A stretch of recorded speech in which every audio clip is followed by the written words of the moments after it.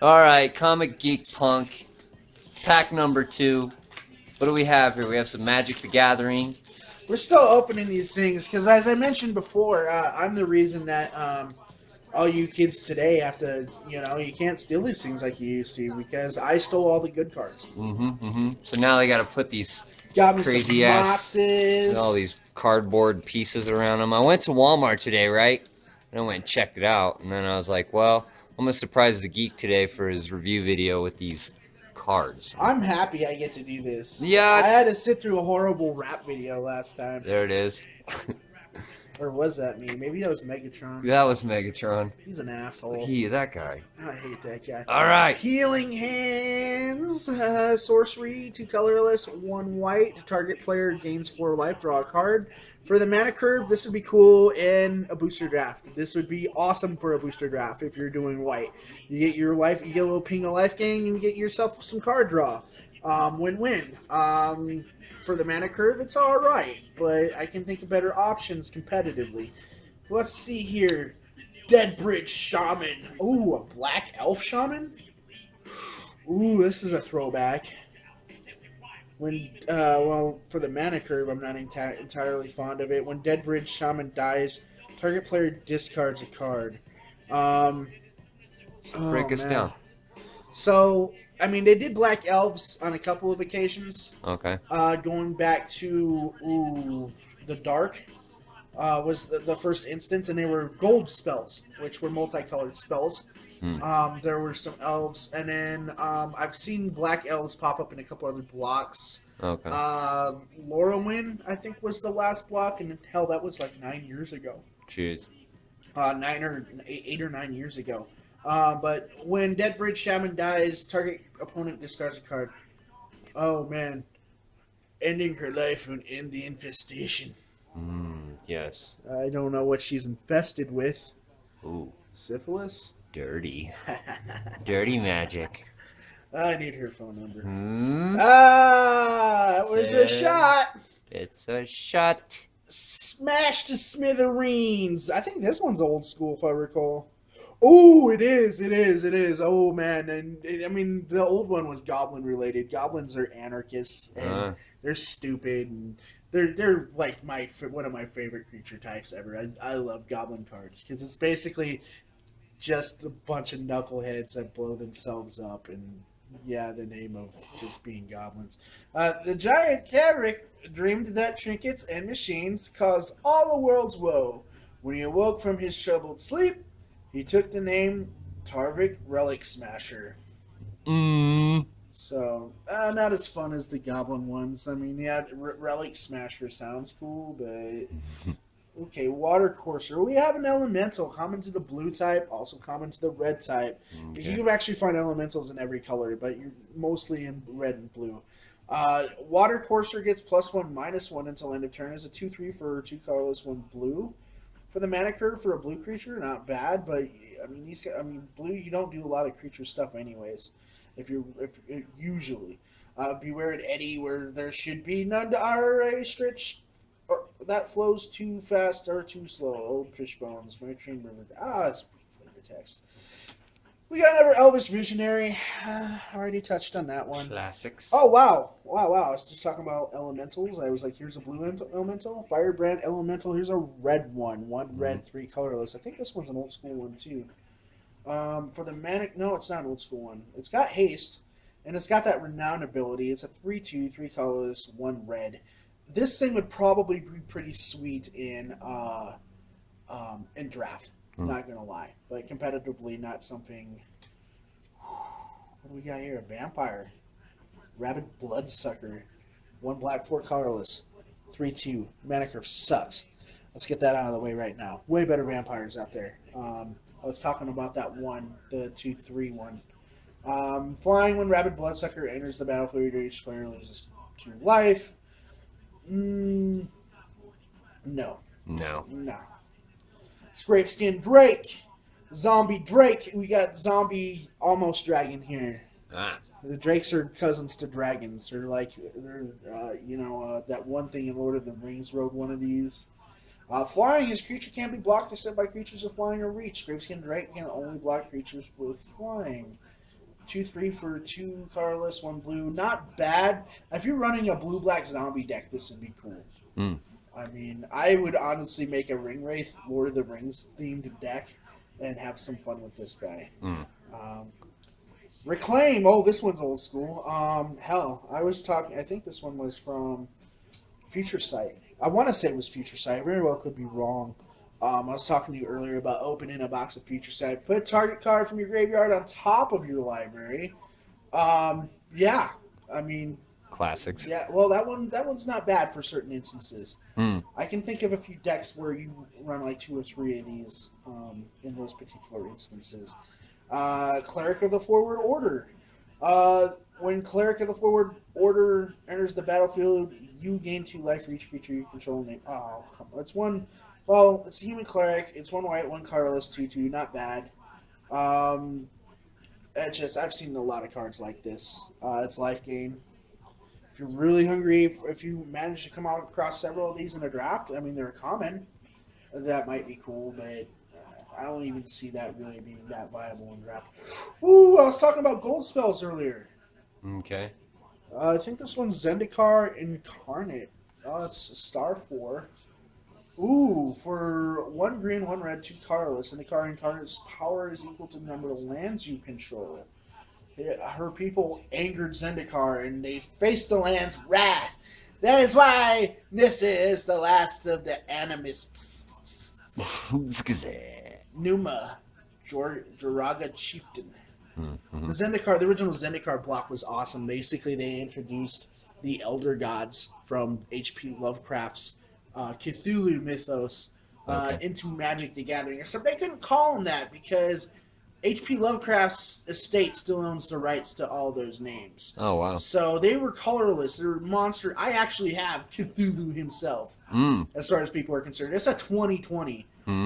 Basically, you cast it, you get an extra turn. Wow. And each player has to sack like 4 permanents. Each other player has to sack 4 permanents. So, dangerous. But yeah, I mean, the mana curve kind of screws it up because generally in a red deck, I mean, this could be viable.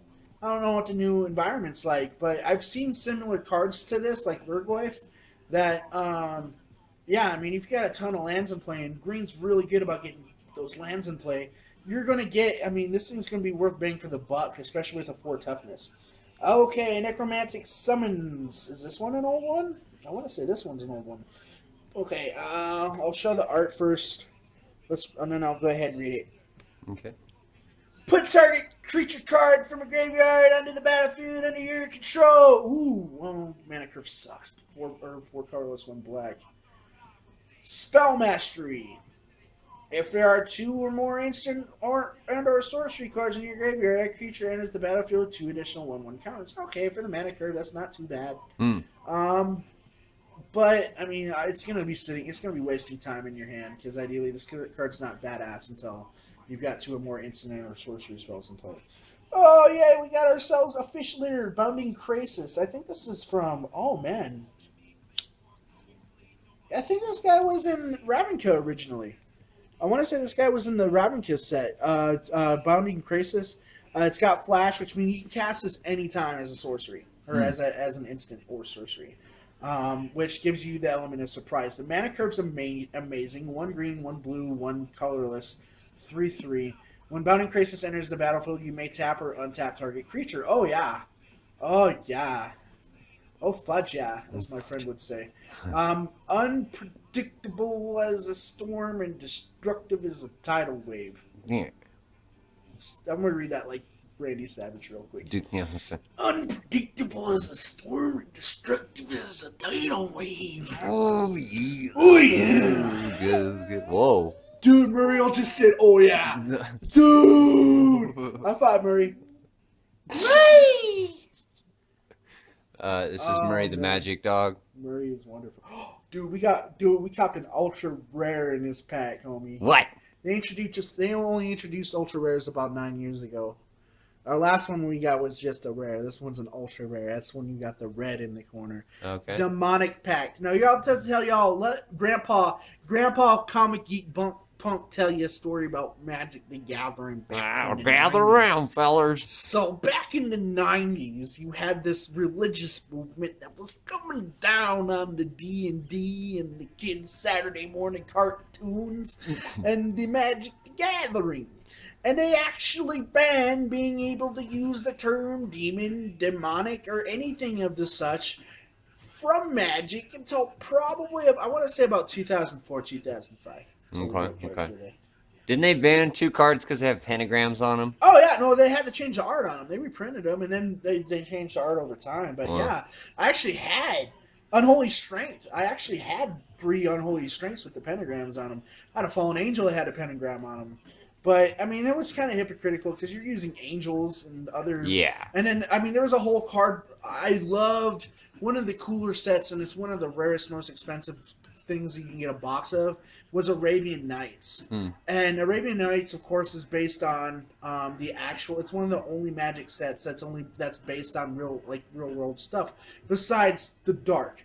But like other pop culture, other and this was based on the 1001 Arabian Nights by Sherazade, and but there's a lot of stuff from the Quran in there. Wow. And yeah, I mean you could never print that set again, sadly. But it's a beautiful set. Like there's some amazing cards in it, and like a box. Oh heck, man! I think if you find an unopened box, you're looking up to $1,000, I think, for an unopened box of those cards. Wow. Oh, amazing set! I wish I could own a copy of every single card and display it proudly, because I just thought the concept was just amazing for its time. But anyways, Demonic Pact. I've gone off on religion and magic just a little bit. At the beginning of your upkeep, choose one that hasn't been chosen. Demonic Pact deals 4 damage to target creature or player. You gain 4 life. Target opponent discards 2 cards. Draw 2 cards, or you lose the game. What? Whoa. What? Wow. Wow. Wow. Wow. I have never seen a card. I mean, I've seen cards where, like, alternate conditions, like, where it's like you have to keep up this, and this, and if this happens, you lose the game. Yeah. But I've never seen a card where you're like, hey, I'm going to tap 2 black, 2 colorless. I quit. What has this game come to? What happened, Magic? You guys made a cop-out card. I don't know. I haven't been buying cards lately, man. And honestly, I'm honored I got this. I'm loving it. Like, I'm throwing it. Dude, seriously. Like, I mean, but there's also fun little instances that allow you to redirect the ability of a card to something else. Oh, this is an enchantment.